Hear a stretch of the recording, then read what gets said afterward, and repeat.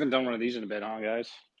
Well, you know, I guess I had to finish this storyline of the free time and nothing else, which has been going on for a year, and I think I won. I think free time is now my concept. I've established dominance over Jehu, over the concept of what that means, what communism is free time and nothing else means, because it turns out that for Jehu, communism is absolute American dominance of the entire globe and the free time. So there's a little bit of a hidden thesis there, and I guess it all kind of unraveled really with the dogmatic assertion as to what we could describe socialism as, right? So there's no historically existing socialism for Jehu, and that might actually be beneficial for him in his position, considering his position is no different than the one that H.G. Wells proffers in The Shape of Things to Come, which is the establishment of a global conspiracy of aviators to establish global dominance from the air, global air full spectrum dominance over the globe, to then impose by the means of eugenic selection the absolute dominance of the bourgeois economists and things, all of the classes of people that Marx describes in his description of bourgeois socialism. These are now the vanguard of communism, if we take Jehu's word for it. These worshippers of the golden calf, the Wall Street bankers, are actually the vanguard of communism for Jehu. They are the ones who will inevitably give us all of our free time. There's some degree to which this is true. There's some degree to which all of this is going ultimately going to end in communism. So the question really is, what does that look like for Jehu? It means America establishes complete global domination of the world, and then we elect our way through. Who knows what? He doesn't really have a plan, but we'll get the legislation for the 18-hour work week and then impose it with drone fleets created by Raytheon, I imagine. I wonder if then the best thing we could do as communists would be to get into the World Economic Forum, get a George Soros fellowship, start advocating for communism, not amongst the people, because the people are irrelevant. The people are superfluous. So we would have to go to where the real action is, which is amongst the bourgeois. So we have to convince the bourgeois to lower our working hours. This is the radical plan of Jehu.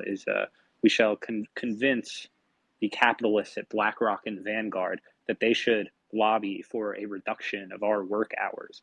And that is how we will get to communism. And then, we can say, just like we do with gay rights, we can go, hey, if you don't have this legislation, if you don't have an 18-hour work week, then we're going to drone strike and regime change your shit. That is apparently his means of operation here. I think this is no different from the neocon Trotskyites, etc., from which he ultimately derives. I mean, this is the Chicago. This is just a divergence of some aspect of the Chicago School of Economics, which was founded by the same team of people who created the London School of Economics, which is the Fabian Socialist, which is H.G. Wells. It's it all. I mean, he can call me a religious nutcase here, but I'm just reading books. The 0 hours guy was certainly more insufferable, so I'm glad to have blocked him. Yeah, I don't really think I think we've established that the hermeneutic here prevails. It continually explains everything.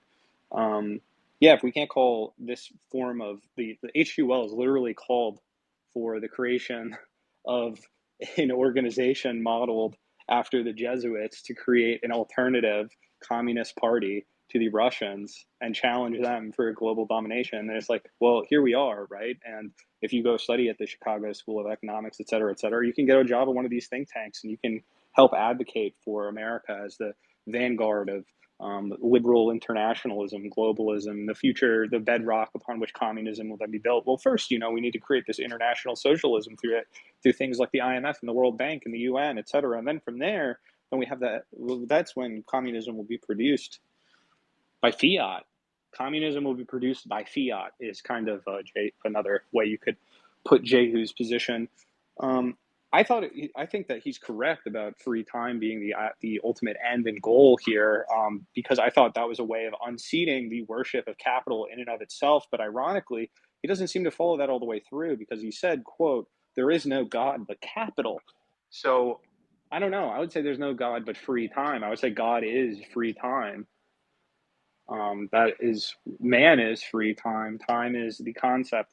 Kajev here also very beneficial to read for ghost busting on these sorts of ideological frameworks. To suggest that the American state since FDR, if not Woodrow Wilson or even earlier, depending on if you really want to draw lines and quibble, to say that we're not some form of socialism, I think is absolutely absurd. Everywhere else in the world would describe it that way. Just these sort of prescriptivist obsessions with policing language and the purity of the concept of socialism is just completely absurd to me. I think it's very easy to say that fascism is a form of socialism, and that there are various forms of socialism, and that they're not exactly things that you need to advocate for in order to be a communist. A communist, I think, is like Marx, should be defined as the most ruthless critic of all historically existing socialisms. That's what Marx was in his time. So I would be like to be a ruthless critic of all historically existing socialisms, including that of Jehu. And yeah, if you worship capital, then what are you? You know, is that really what this is all about? Is we're just worshiping capital? This came to light, especially in I said this, which is fundamentally true. I said for Jehu, he has the same problem we had when we were discussing like the barista question, etc. This is like a very common problem, I think, in people's hermeneutics. The notion of what is production, what is productive, what is the creation of surplus value. For Jehu, an investment banker at Goldman Sachs and a cobalt miner in the Congo are the same as productive workers because, quote, from the perspective of capital, they're both productive workers. And this, from the perspective of capital, I would agree with. From the perspective of capital, there is no distinction between a barista and a lawyer and a CIA agent, et cetera, et cetera. From the perspective of capital, of course not. But we're not taking on the perspective of capital, that we're not becoming, we don't worship capital. If we just worship capital, then there's no reason to disagree with any of that. But if you don't worship capital, if you worship truth and humanity and the good, the free and freedom, anything beyond the capital, if you wish to sublate and abolish capital and not to reify it into the ultimate fetish and idol of God, ultimate godhood, which is what he does here, then you would say that, yeah, from the perspective of capital, that's the case. But from the perspective of man, this is certainly not the case. And we are men and we are not capital. But if we are just capital, which would be the case, which is the case from the perspective of capital, mankind is just capital. Mankind is just human capital, human resources, etc. So from the perspective of capital, their superfluous labor and superfluous human beings are the exact same thing, which is actually the perspective of the World Economic Forum and the IMF and the World Bank, et cetera. Their biggest issue is with overpopulation, which is the same thing as which is how the crisis of overproduction appears to them, which is why they're seeking depopulation and degrowth and things like this.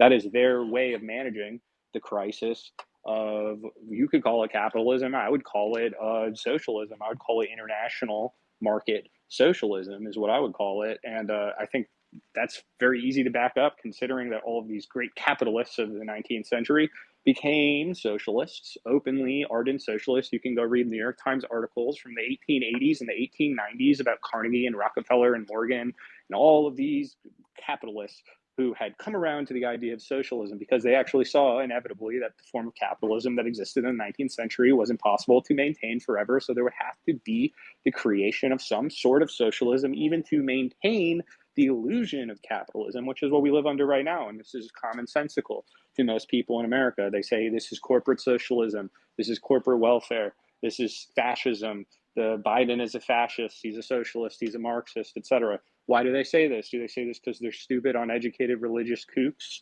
Well, according to Jehu, that's why, because he's an enlightened atheist and he's read the books and he has the theory. And the 0 Hours guy went even further. He was saying I should be beaten. I should be beaten. I need to be beaten. And yeah, these people are kind of sick. And this is just a general consequence of being a misanthrope who hates God and humanity. Honestly, like, you can't really ascribe, like, hold on to any absolute transcendental truth if you hate God, like, and you deny God, and you're this sort of you worship capital quite literally as a god. This is like Nick Land did the same thing. I have this exact same argument with Nick Land years ago. You can go find that on here if you want to look at our extensive correspondence. There's something wrong with that generation, the Gen Xers, these late boomer Gen Xer types. They just have a radical misanthropy. I think it's more openly expressed than the misanthropy of millennials, and I think that it's something that's actually waning culturally because it's quite sickening, and it only had an appeal when it was the counter hegemony or whatever culturally against what was seen as a repressive environment for freedom of expression by uh, the Catholic League and these sorts of things, and the general right wing of America, like the Reaganites, etc. But what we've realized over time is that that was always a farce and completely fake. This cultural conservatism of America. Reagan was a California Hollywood guy. He was playing a part on TV to convince people, but he didn't believe any of that shit. He was moving cocaine into America while at the same time telling kids to just say no. So I don't think we can really we at this point in time look at those people as being genuine religious or genuine Christians or something like that. We kind of see through that. So there's really like this idea that it's like we're fighting against the man by making fun of the religious is just seems patently absurd. I think I lived through the last time where that seemed even like counter hegemonic, which was during the Bush administration. But again, like, does anyone believe that George Bush believes in God? Like, does anyone really believe that? I don't believe that. He said he did, but I don't believe that at all. I don't know why anyone would. It's very clear that they all just worship capital, and that's why Jehu kind of has a lot more in common with them. At the end of the day, establish global dominance for America, turn everything into America. That's communism, apparently. Instead of doing color revolutions for gay marriage, we'll do color revolutions for the 18-hour work week. Mission accomplished. Surely that will work. There's no way American hegemony, global dominance could ever be challenged, right? There's no way that could ever, there's no other way. This is the only thing that could happen. We're number one forever. It's written in the stars. Yeah, I don't know. That was the biggest storyline today. I think it's funny, particularly as I titled this, Jehu departed not from the sins of Jeroboam, because Jehu's an interesting figure within the Bible, and I always thought that was interesting, because he slays Jezebel and Ahab, and he destroys the cult of Baal, Baal, which you might say is a bit akin to Baal being a name for the Lord. It's a bit like the earlier form of worship of the state, and Jehu being the king that God gave the Israelites because they demanded a king, even though he was telling them God didn't think that they needed a king, that people demanded a king. So he gave them a king, and the king is kind of like an ironic thing, because Jehu does a good job, but his lineage is cursed. His lineage is cursed because he did not depart from the sins of Jeroboam. He eliminated some parts of the idolatrous cults of the time, but he maintained the cult of the worship of the golden calf, which is the representation of Mammon, capital. So Jehu, out of his devout worship of capital, not of God, did accomplish a lot of good. However, this was not enough. And this is the problem with Jehu's general worldview, both in the Bible and on the timeline today. So that's fun. I think I generally win when people resort to just calling me a religious nutcase or something. I think everyone's a religious nutcase. I mean, how can you call someone a religious nutcase when you say capital is the only God? It's like, okay, well, are you a religious nutcase, or am I supposed to take this as common sense? And then they go, oh, no, I'm just an atheist. It's like, well, which one is it? Is capital the only God, or are you an atheist? These nihilists and these atheists aren't even true atheists or nihilists. If they were true atheists or nihilists, they'd be closer to God, because they would say capital isn't a God. there's a freedom beyond that. And then it's like, yes, that is true. What is that freedom? And then if you really investigate that concept, then you would find uh, you'd find Christianity ultimately. Because that's what Jesus said, basically. There's only one God, and that God is freedom. God is free. I remember being on my porch a little bit, like about a year ago, giving this sermon on free time. And so I think we've about wrapped up this storyline. It's been an odd time for me, for yours truly, to have a bunch of people that I was somewhat close to. I mean, Compa, I don't know. He's been acting oddly for a while now. I kind of feel bad for him. I don't think he's in a great place or anything, but he was like, he just goes around telling everyone to shut up. Or, I think it's sort of like there's a sense in which all of these 2010s figures, you've got BAP now getting read articles from in the Atlantic about him and things like that, and BJ Novak has to cancel his his presentation of a prank that they did together in their high school days at the MFA because of this Atlantic article. Isn't that curious? I don't know. I knew all of this shit so long ago, and now I guess it's funny that it's like out there for everyone to know.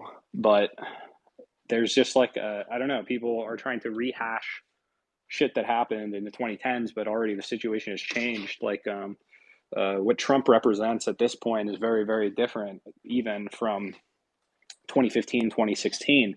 The world has changed quite a bit underneath our feet. I think the lockdown drove a lot of people crazy, and it's also made it so like people don't really know.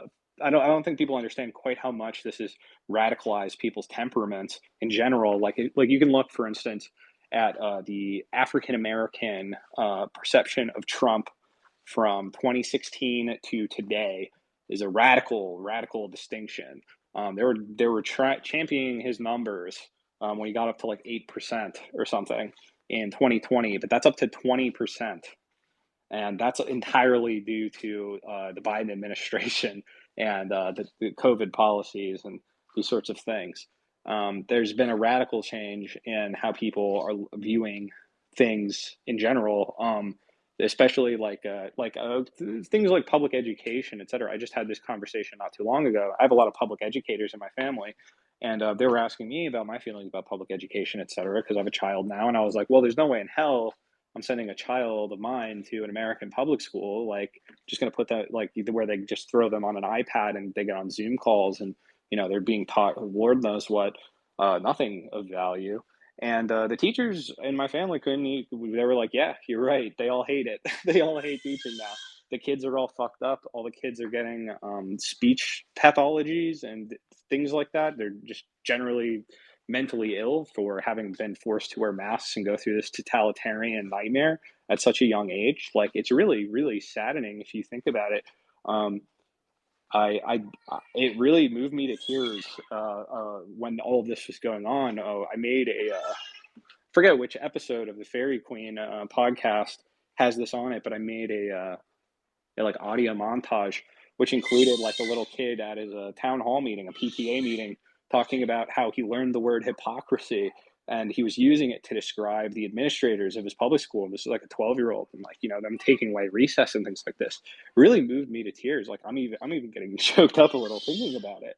Like the fact that this has been done to so many people's children. I think it's unimaginable for people who don't have children, I think, to realize how much that would fucking radicalize you in any direction. Like the parents trying to abolish the state control these sort of things over their kids' education. This is the grounds of communism. Like this is really trying to return it to the people.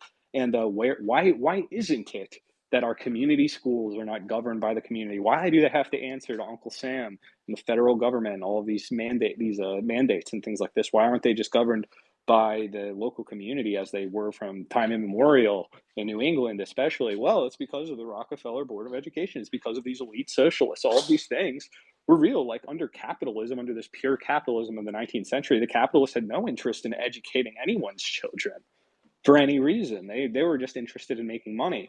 But they saw that if they didn't take an interest in educating people's children, or miseducating them, as John Taylor Gatto might put it, then that was a big threat to their ability to maintain their economic order into the future. if you like, this is the same thing that happened. Why does college cost so much? And like, why do they strap us all with debt and things like this? Well, if you read H.G. Wells novels, he'll describe why you have to have this stratification of income levels as a eugenic process of sorting people into their classes based off of how much wit they had, how bright they were, etc. So if you basically, if you go to college, you take out all these loans. If you're really smart and witty, you go to law school, you make your money back, and it's not a big problem for you to pay off those loans. And that's like a threat, etc. But like, let's say you go and you start having, you're like, wait a minute, this is all a fucking fraud.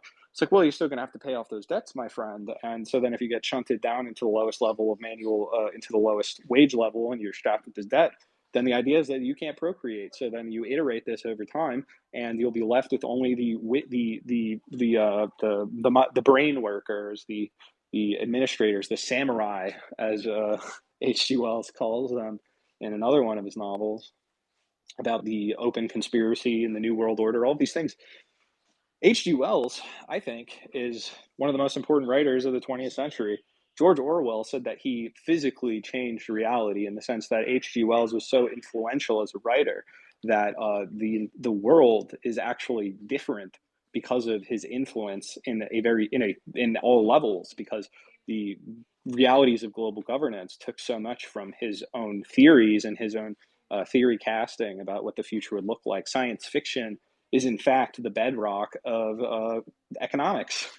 So the most influential science fiction writer of all time, H.G. Wells, is a huge influence like over the rest of the 20th century up until our own time. Even like Orwell and like Huxley, etc., they were just writing in the mode of H.G. Wells. They're all big readers of H.G. Wells. Keynes, H.G. Wells. The Fabians, H.G. Wells. Asimov, H.G. Wells. Heinlein, H.G. Wells. H.G. Wells is a huge figure. And if he cannot have something named after him, I mean, he's not Adolf Hitler, so he's not a Nazi, and he's not Benito Mussolini, so he's not a fascist. He was just a liberal. He was a liberal international socialist. What do you call that? I don't know. Call it globalism, the open conspiracy for the New World Order. These are all terms that like he came up with, and his people who were fans of H.G. Wells, followers of H.G. Wells. I mean, when H.G. Wells wrote, they were literally making like these elite clubs of people who are like, hey, let's like make this book a reality. You know, that's a big deal. That's a big deal, and he did it in such a way that like Marx did, and you got Marx. It's like putting together these like fragments. It's like reading the Dead Sea Scrolls. You've got all these unfinished works and things, and it's all this argument philologically over what all of these terms mean, and there's not really like a blueprint for how to have these things unfold. But you have H.G. Wells. He goes, "Oh, here's the blueprint for the future. Here's the blueprint for the future. Like this is how you could do that." And he was really had a lot of foresight. I mean, it's really quite insane to think about how much foresight H.G. Wells had, because he predicted things like the internet and satellite communication systems, and a lot of the things that we have now were developed because people read about them, and he made these things imaginable. For instance, in a context of history, he grounds all of his works like in our own history and projects that history forward, which is extremely influential. I mean, if you're like, hey, how do we make communism? H.G. Wells is like, oh, I wrote a blueprint here. Here's step-by-step plan. Here's how we do it. That's more than Marx did. So I would say that in a lot of ways, that's why he's more influential over what people consider to be socialism. Even unconsciously, they don't have to be sitting there reading H.G. Wells novels. It's mediated through the culture. These things were imagined by someone, and that someone was H.G. Wells. People aren't even aware how much they are in the shadow of his influence. Even like the nuclear bomb. The nuclear bomb is like presaged by this vision H.G. Wells had of these bombs that would create fires that never burned out. Just have like, and he writes about like this sort of like Armageddon scenario of like these massive blazes that never go out across the world from these super weapons. So he was already like writing like with a vision of like with a Cold War, or like of like with a notion of like a nuclear holocaust hanging over the world back over 100 years ago. That's like where a lot of these ideas come from. Like it's actually pretty incredible how much science fiction and literature in general matter geopolitically, because the contours of the imagination are actually what the main battleground is. This is why Alex Jones calls his show InfoWars. It's because the limits of what are imaginable are limits that determine what is possible. If people cannot even imagine an alternative, as the neoliberals say, there is no alternative. You cannot even imagine an end to capitalism, et cetera, or whatever. Well, then, yeah, there certainly can't be if we can't even imagine it. So it's like, okay, well, the first step is to imagine it. And then the second step is to have people act with that vision in mind, as if this thing that they imagine is possible in the first place. That's the first step to making that possible.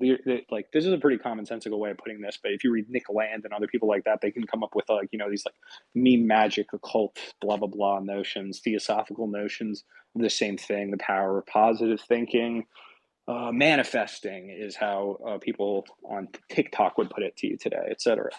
But you have to imagine something into being in the first place. There's like the issue with communism and socialism, whatever you want to call it, is we have to first imagine what it is. And this is like, when you're like 14 years old or whatever, and you're like, hey, I think we should have a society without money. People go, okay, well, how would that work, right? That's the question. So that's always the thing that people run into a difficulty with, is like, how does that work? How do we imagine that working?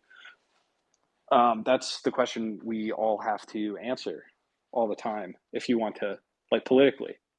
You have to say, how will that work? I can't imagine what that would be like. Anyway, I'm kind of rambling at this point. Does anyone want to come on the show to discuss things?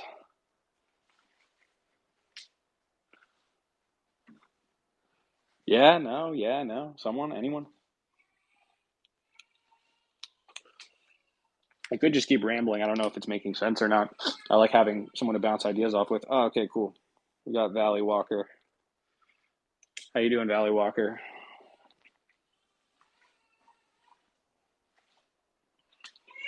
You may speak.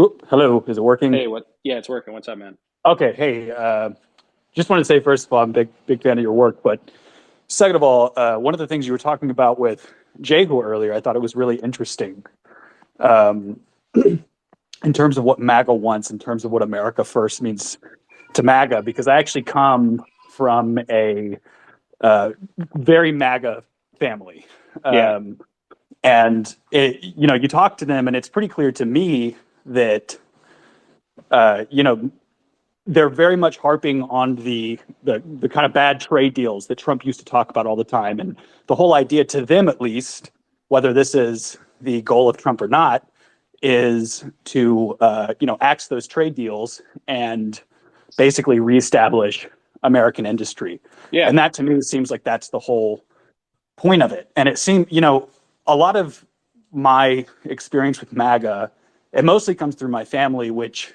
my dad's a doctor. His dad was a doctor who owned a small practice. And so I kind of come from this petite bourgeois yeah, background of small businessmen who consider themselves to be at odds with the state. Like my grandfather, who grew up in Huey P. Long's Louisiana, his father, my grandfather's father, actually got paid to build the roads. Um, he was a John Bircher, yeah, and he very much saw himself in opposition to the state. And I remember growing up, my dad was a big proponent of the Tea Party back when I was like in middle school. yeah, When would that have been? That would have been like 2012, 2013, whenever that was, maybe earlier. But I remember him saying all the time. He would tell me, he'd say, "Hey, our government is socialist. That's the problem, right?" Is that he would tell me this all the yeah, time. He'd say that we became socialists. In fact, if you ask him, he's MAGA. He's not a socialist. He's not a communist. He'll tell yeah. you No, that America became socialist under Wilson, yep, is what he'll tell you if you ask him. yeah. There's a long Um, tradition of this. Yeah, and it's interesting because it almost seems like I know that some of that he probably got from his dad. I know the John Birch Society kind of talks about this kind of stuff, but it seems like there's some kind of understanding, truly, amongst the class of small business owners, particularly, or at least that's where I see it because that's where I come from. But amongst this class of small business owners, there's legitimate opposition to the state. They legitimately don't see their interests aligning with the state. And so the Yeah, other it's because it day, doesn't. right, yeah, the other day, my dad sends me a Jackson Hinkle video, and it blew my mind. I Yeah. was like, I can't believe that these MAGA guys. I didn't send him that. I never would have thought, honestly, that it would work. That he would, be able to No, listen to it's Jackson taken a Hinkle. long time. It's taken a long time for this to go places, but like this is like like the MAGA communism thing. Like I remember, like I literally like I hung out with Jackson and Haas in Austin when we went to that conference with the guy. I don't remember who these people were, what their Oh, organization actually, was I was called there. anymore. You and I spoke at that conference very Oh, briefly, cool. but Yeah, yeah, yeah, yeah. I don't know if I should have gone to that like the conference. Like I remember, when we were leaving, Jackson Halls were like, "Damn, I was kind of lame," and I was like, "Yeah, it was kind of lame. Like it was a little weird." But we got to meet some cool people, I guess. But it's just yeah, funny yeah. to see It like was cool in that how way. much like Jackson has blown up ridiculously since then. And yeah, I knew that he had the potential of doing that. Like obviously, like it's like I don't know. I think he's very talented for like that sort of position. Like I'm not likable, not nearly likable enough to do what he does.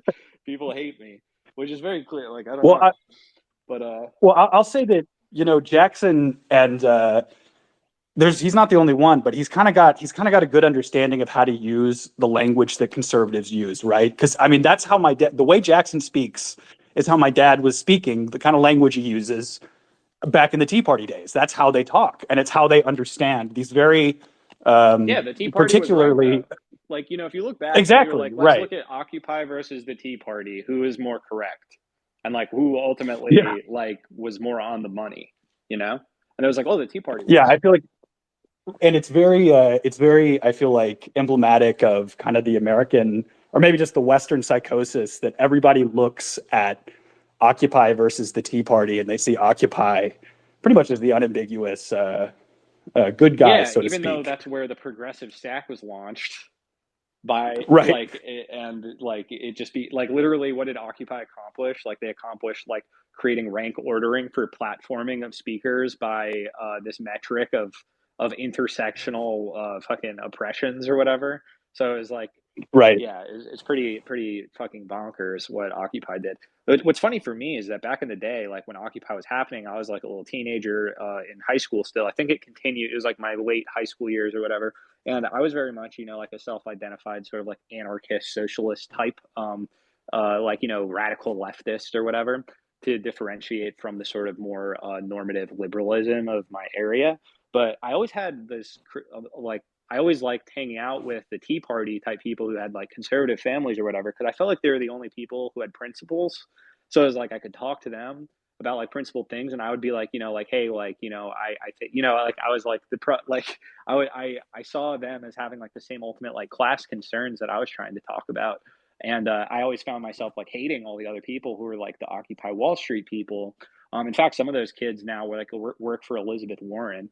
So, so right. Yeah, of course. like yeah, it's so I've just found this in my own life. Like I liked Ron Paul a lot. I've always liked Ron Paul. I always thought that he was on the money. And it's like if you see like I was watching Glenn Greenwald on what's his name, Patrick Bet David, the Valuetainment guys podcast. I was watching that. And Glenn Greenwald's all is like Ron Paul is like the only like statesman in America who's like is respectable and has any principles, etc. And it's like I feel like this is like if you can recognize that, like that's like basic, that's like ground level Right, stuff, you know what I mean? And like that's why I was calling it Ron Paul Maoism, etc. Because it's like Ron Paul is like the guy. You can't look right. at the other like people were very excited about Barack Obama and stuff like that, but like it's very obvious to everyone at this point that he was a complete fraud, pretty openly. But like Ron Paul wasn't a fraud, and it's like if we had put Ron Paul in office and he had even attempted to do what he said he was going to do, we would be in a completely different situation than we are today.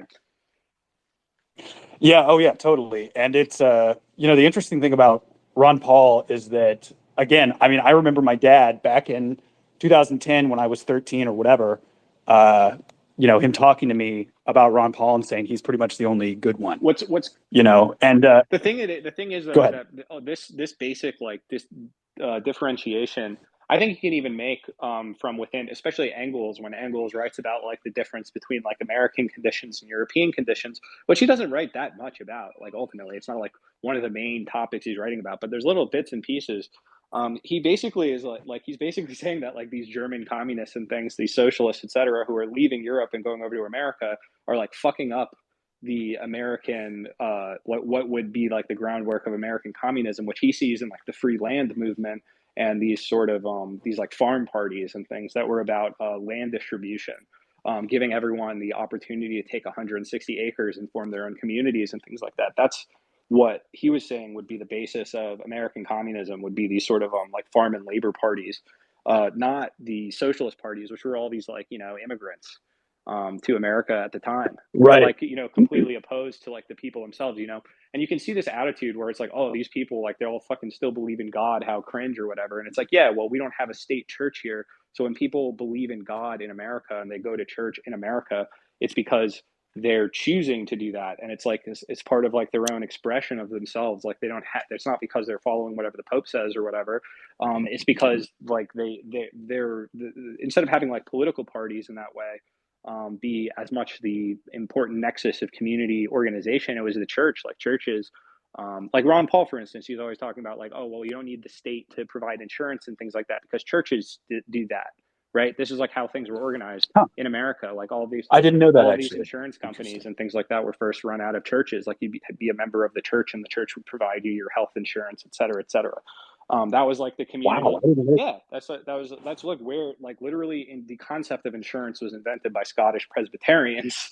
So like Wow. yeah, Okay. so that's like one of, Well, I mean, it just, that's the funny thing. what's crazy is that, yeah, I mean, the more you learn about this stuff, the more to me it becomes obvious that there must be some amount of a, spiritual, religious dimension to it. There just has to Yeah, be because in how, America, politics and religion are the same thing, and because ironically, there is already a separation of church and state. So it's like you like there, because of this separation of church and state. We also have this notion though that like the Constitution, your rights, your political rights, etc., are granted to you by God. So, and that's not that's yeah, but that doesn't mean that like we have a state running the church. We The whole idea was not to keep the state from being run by the church, but to keep the churches from being run by the state. right. Um, you know, returning to something you mentioned about the CP or the Communist Party back in the early 20th century, I think it's interesting because I've known that obviously the Communist Party was mostly immigrants to the United States. Yeah, Why it they're all was atheists too. They're headquartered in New well. York It's like think about City, the and this is the worst ones. Like think about the Frankfurt School Marxists, right? Like you have these like very bourgeois, like elite technocratic people who studied at like the Prussian universities, and they have all they're like have read all of the German idealism, etc. Like they're very philosophical, and then they come over to America and they're like, God, these people are such uneducated fucking hicks, etc. Like this type of elitism right, against like the sort of more like basic like Americanism of like God, gun, country, flag. Like it's just the basic shit of America. There's like yeah, this elitism, this very European affected elitism against like America itself, and this is considered to by Americans to be like this foreign thing called socialism, etc. So like when you see any sort of like more authentic expression of the ethos and logos of the American community, it takes the form of religious revivals because that's what we do here. Like that's why we're here. yeah. Well, it's interesting because I think the conception that a lot of people have about how the left got to where it is today is essentially that the Communist Party was awesome, totally based, except for maybe a leader here or there. CPUSA was totally based up to a leader here and there until the 60s when the Congress of Cultural Freedom happened, and that's when it was infiltrated and Yeah, subverted or whatever. the But CIA destroyed the purity of the American Communist Party. right, right. I would say that's a pretty widespread conception, at least amongst you know semi-learned Marxist that that's actually what happened, but that makes a lot less sense actually when you think about it. Yeah, it's like Um, ultimately these things were destroyed by the CIA, and it's like, okay, who created the CIA? And it's like, right, wait a minute, wait, who are these right. people? Oh man. Well, I'll let someone get up to speak, Word, word. but yeah, definitely. I really enjoyed. You know, I've been following kind of this back and forth between you and Zero and Jehu and everyone else, and I just feel like you know it's I love the discussion of theory. I love that we're kind of figuring out where the truth is and all of this stuff because it's really interesting, groundbreaking stuff to be thinking about. So. Yeah, I mean, I'm hoping that it seeps out. I've seen it seep out. At least people can sort of see where I'm coming from and things like that. But I do think it's very telling, that it's like at the end of the day, Jehu adopts this. His name's Jehu. Like, how is he so averse to these Right. God following sheep? You know what I mean? It's like, well, I guess Jehu, departed not from the sins of Jeroboam. Nice to have you on, Valley Walker. Yeah, yeah, definitely. All right, I've got Emerald Orleans. What can I do for you, Emerald? Kick it up a notch for you, Emerald. Yo, What's up, man? what's up? Um, what were you saying earlier about how the real communist movement in the US is like what were you saying something about land? Yeah. So there were these parties in the 19th century in America where they demanded the state to allow them to inhabit land in the West uh, for free. So that you could go stake your claim on land, and then you could have up to 160 acres of free land. And so Well, you'd have your that's land, I mean and then you could, that was form native a land, party. wasn't it? Sure. At some point, yeah. And they were just privatizing what was just open indigenous land. So, I mean, at that point, are you talking about like after that had already happened or like while the Manifest Destiny expansion was happening? Yeah, both. I mean, that's why it was happening is because people were coming here. The population was expanding, and people were like, "We need more land." So they went and got more land. Obviously, the same the people like are very like they go, "Oh, the Native Americans, oh, genocide, et cetera, et cetera." But they were doing the same thing. I mean, the Native Americans were taking each other's land all the time. That's the reality of the world. So the real question is like, were they giving people land? Like, like this, I don't know, like I'm not trying to be too blunt about it, but we weren't gonna the mode of production of hunter gatherers was not going to last.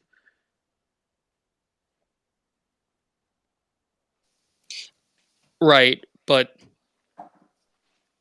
And then it's it like, what, you're gonna incorporate them? Okay, well then that's just as bad, right? Like where if you're like, okay, well you have to assimilate to this new mode of production. Well, that's just as traumatic and bad, and they know that's taking their culture or whatever. So it's like, what would you have done?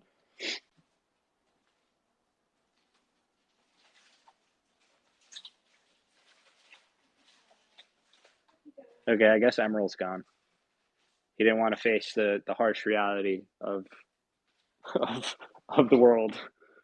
I can expand on that a little bit, I guess. Though, yeah, there was the free land party. They wanted to give people land to have and develop on. So, yeah, like imagine if you did that today. You were like, hey, if you're in America, you have a right to own property, i.e., like you can be given land and it can be yours and you can homestead on it. That's where the Homestead Acts came from, which is why you see like where these American communists in the mode that we're talking about it here. A lot of the homesteaders, right? Like the people, the preppers, the enemy of the state here, the people who want to build their own autonomous communities outside of the under get out from under the thumb of Uncle Sam. You see people like wait out like Waco, etc., being burned alive.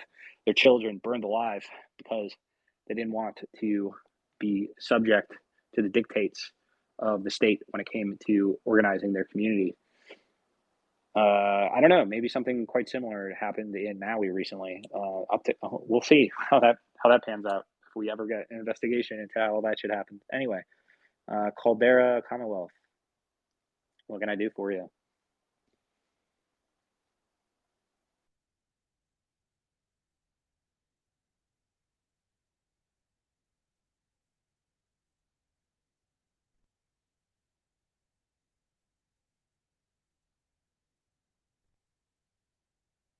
Caldera. Oh, what's You up? can Sorry, you unmute. dropped out for a sec. Um, Yeah, no, I had to mute. I'm dealing with my cat here real quick. yeah.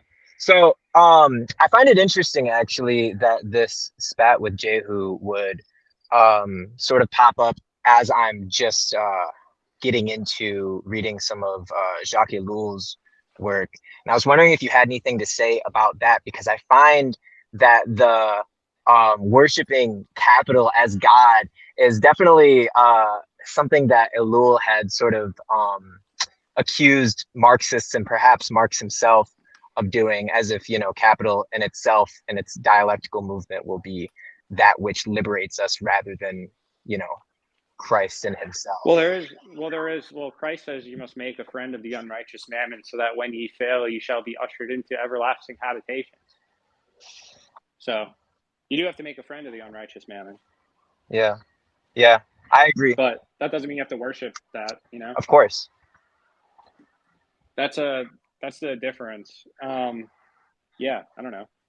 Like there is a sense in which a lot of like so-called like when you use the term Marxist, like it can mean Of anything. course. There's so many different Marxists with so many different interpretations. I think a lot of them do make a fetish out of capital and kind of worship it as a god, and like that's bad. That's like where some of the then like you have like the conservatives, like the quote unquote conservatives, like you have the James Lindsay type figures, right? Who are like, oh, the Marxists are all Gnostics because they see the God as being evil, because for them God is capital. So like if capital is evil, then you're like a Gnostic, right? Because like for them, like this is a just world. So if you work hard, et cetera, then you'll be rewarded by God for your labors. This is like their form of like bourgeois Christianity. Yeah. Yeah, So there's definitely. like a lot of ironies. There's a lot of ironies to it. I think some Marxists absolutely worship capital in a like even like you can worship something like in like the sense of just making a fetish or an idol out of it, like being like so like quote unquote anti-capitalist that you like don't even see the degree to which you're like worshiping it. It's like the way Satanists are, like the edgelord Satanists in America, where it's like you like have so much made a fetish out of your disavowal of Christianity that in a way, like, wokeness is like a religion. It's like these sorts of ironies abound. Yeah, indeed. I think these kinds of ironies are especially apparent in this, I don't know, sector of, this, I don't know, MAGA communism, Jehu sort of sphere that's, coalesced in that we, these people tend not to um, make capital out to be a bad thing, in that the vulgar Western Marxists might, and that we wish to, I guess, encourage the production or the productive forces and their growth. But Yeah, that's how there you is a sublimate fine it line eventually. there between, I would give you this. This is like the image I would give. So, like, there's a famous part in Candida. Well, I don't know if it's famous or not, but it's a story about the city of El Dorado, right? And in El Dorado, the streets are paved in gold, and there's gold. Everything's made out of gold, etc. And there's like precious gems and things everywhere. That's kind of like what communism is. And the irony is like right, like the European traveler shows up there and he's like, oh my fucking god, there's gold and jewels everywhere, and these people are just like kids are like kicking rubies and diamonds around as a game, like they're just playing with them, like they mean nothing to them, they're like rocks, and they're amazed that anyone could place this sort of fetishistic value on gold and these just fucking rocks and things that they found. That's really what communism seeks to do with capital, is to make it so superfluous, make it like that it's just taken as nothing. yeah, yeah, 100%. Sometimes I worry though, or at least recently since reading a little. Sometimes this happens when I start a new author, and it sort of shifts my perspective in a pretty radical way. But Yeah. I worry that that final dialectical turn, so far we've seen what I guess Alul would call technics, or not technology broadly, but you've read Alul, I'm sure. Technique. Yeah. Yeah, has enslaved us more and more, but we are still holding out for that final hope that eventually it'll be so superfluous, like you say. Capital will be so broad, all encompassing, and cheap that it will eventually free us all at once, or something like that. And it does seem like it is an apocalyptic hope, and I'm wondering more and more, is this the wrong hope to be worried about, rather than simply, I don't know, the return of Christ? I mean, I don't know what you really mean. Like, there's not really worth worrying about anything. You shouldn't really worry at all about anything. I don't know. Like, things are going to happen. You just got to have patience. It's the Christian virtue. But you reminded me of something that I would read for you. It's called, it's a Ralph Waldo Emerson poem called Ode, inscribed to William H. Channing. And it goes like this. Though loath to grieve the evil times, sole patriot, I cannot leave my honeyed thought for the priest's cant or statesman's rant. If I refuse my study for their politic, which at the best is trick, the angry muse puts confusion in my brain. But who is he that prates of the culture of mankind, of better arts and life? Go, blind worm, go. Behold the famous states harrying Mexico with rifle and with knife. Or who, with accent bolder, there praise the freedom-loving mountaineer? I found by thee, O rushing Contoocook, and in the valleys Agiochook, the jackals of the Negro holder. The God who made New Hampshire taunted the lofty land with little men, small bat and wren, house in the oak. If earth fire cleave the upheaved land and bury the folk, the southern crocodile would grieve. Virtue palters, right is hence, freedom praised but hid. Funeral eloquence rattles the coffin lid. What boots thy zeal, O glowing friend, that would indignant rend the Northland from the South? Wherefore? To what good end? Boston Bay and Bunker Hill would serve things still. Things are of the snake. The horseman serves the horse. The neat herd serves the neat. The merchant serves the purse. The eater serves his meat. 'Tis the day of the chattel, web to weave and corn to grind. Things are in the saddle, and ride mankind. There are two laws discrete, not reconciled, law for man and law for things. The last builds town and fleet, but it runs wild and doth the man unking. 'Tis fit the forest fall, the steep be graded, the mountain tunneled, the sand shaded, the orchard planted, the glebe tilled, the prairie granted, the steamer built. Let man serve law for man, live for friendship, live for love, for truth's and harmony's behoof. The state may follow how it can, as Olympus follows Jove. Yet do not I implore the wrinkled shopman to my sounding woods, nor bid the unwilling senator ask votes of thrushes in the solitudes, every one to his chosen work. Foolish hands may mix and mar, wise and sure the issues are. Round they roll till dark is light, sex to sex, and even to odd. The over-God who marries right to might, who peoples, unpeoples, he who exterminates races by stronger races, black by white faces, knows to bring honey out of the lion, grafts gentlest scion on pirate and Turk. The Cossack eats Poland like stolen fruit. Her last noble is ruined. Her last poet is mute. Straight into double band, the victors divide. Half for freedom strike and stand. The astonished muse finds thousands at her side.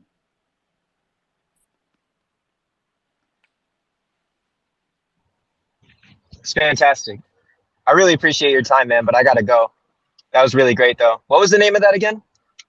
It's a Ralph Waldo Emerson poem called An Ode Inscribed to William H. Channing. All right. Thank you. Thank you For very sure. much. All right. Peace out, man. Peace, man. All right. I didn't want to make this one too long, so I think that was a good place to end it. Have a good one, folks.